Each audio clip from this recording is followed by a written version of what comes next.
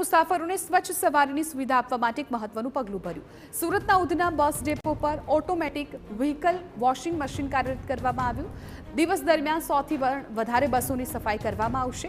14 લાખથી વધુની કિંમતના મશીન દ્વારા સ્લીપર, એક્સપ્રેસ, વોલ્વો અને મિની બસ સહિતની તમામ બસોની સફાઈ કરવામાં આવે છે। આ મશીન માત્ર 10 મિનિટમાં બસના આગળના ભાગ, બંને સાઈડ અને પાછળના ભાગની સંપૂર્ણ સફાઈ કરે છે।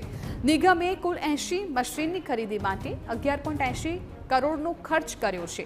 આગામી સમયમાં 40 ડેપો પર પણ ઓટોમેટિક વ્હીકલ વોશિંગ મશીન કાર્યરત કરવાનું નિગમનું આયોજન છે।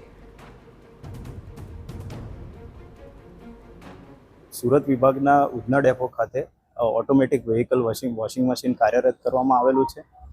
સદર મશીન દિવસ દરમિયાન 100થી પણ વધુ બસો ઉધના ડેપો ખાતે વોશિંગ કરશે।